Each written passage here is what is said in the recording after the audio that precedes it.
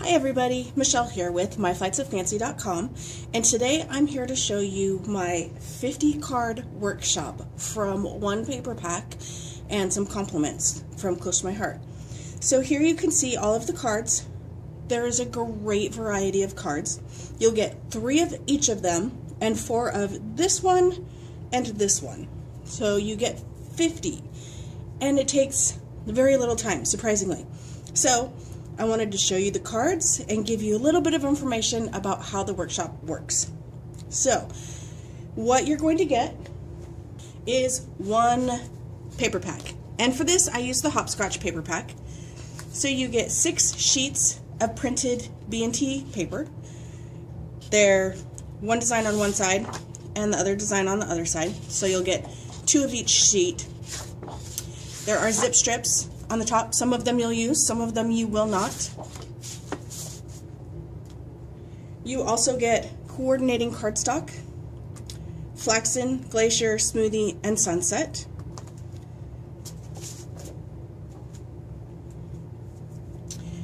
And you will also need 2 sheets of a neutral cardstock. So in this case I used Colonial White.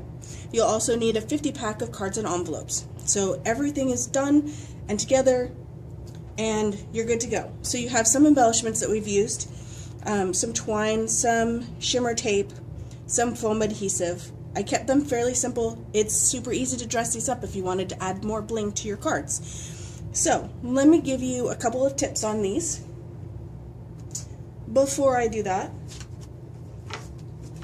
let me show you. This is a printed out version of the cutting guide that you're going to get. So you're going to get a welcome letter.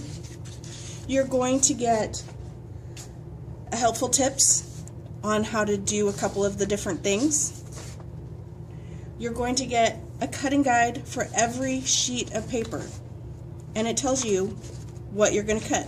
If it's a printed B&T, you're going to have the design at the top.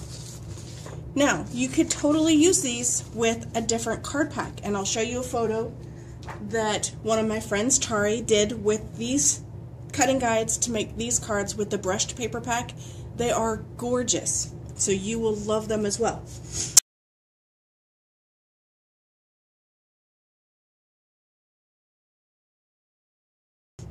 You will also get color photos of every card with little tips on each one as to what you're going to need to do to complete it. So, let me show you a couple tips here. For this card right here, you'll notice that it's twisted just a little bit more. This is how it comes off of the spool, and it's twisted just a little bit more. So what you're going to do is you're going to glue once it's cut, you're going to glue it on the back side of your paper, and then you're just going to add an extra little twist to it. I'm twisting it the wrong way.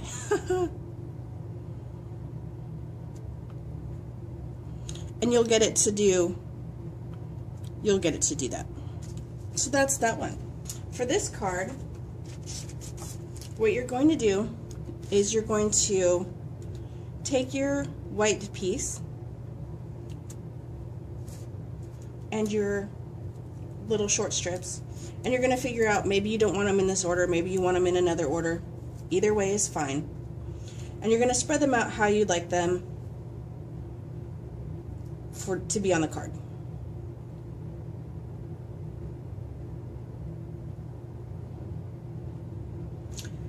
And just for the sake of the video, we're going to call that good.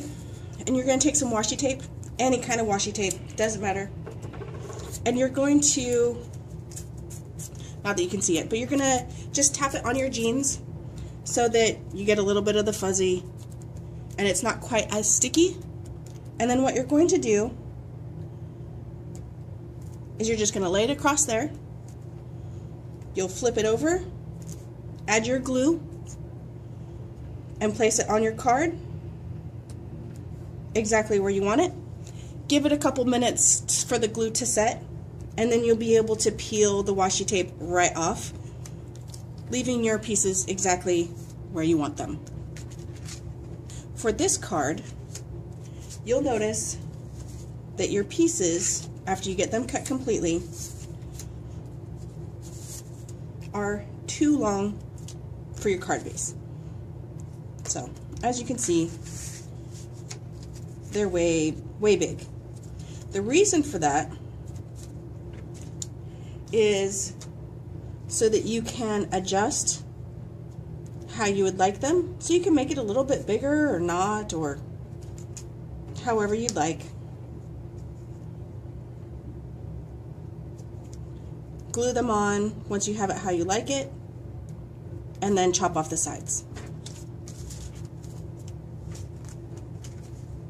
On this card, you'll see that you have an empty space here.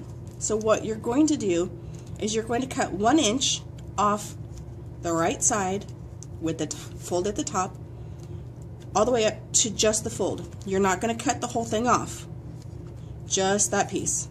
And then you're going to use this piece that you've cut off for your sentiment so that it fits on there perfectly. So obviously I've turned this down so it's no longer 1 inch, but it's about 1/2 inch, 3/4 of an inch.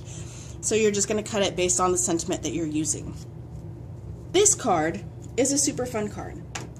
And what it is you can pull it out and you can put a gift card on the back and just tuck it right in there and have it be super cute. For this example, you would tie it in a knot.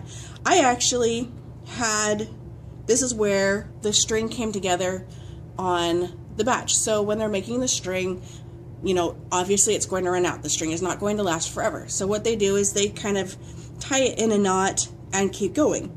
Well, this is a knot that happened to be in the middle of my twine, so I just use it as a knot. So you'll either tie a knot or not. I mean, you can just do a straight piece similar to this one and just run it across. So when you're doing it, as you'll see in the instructions, you'll have extra pieces that you're going to fold under and whatnot.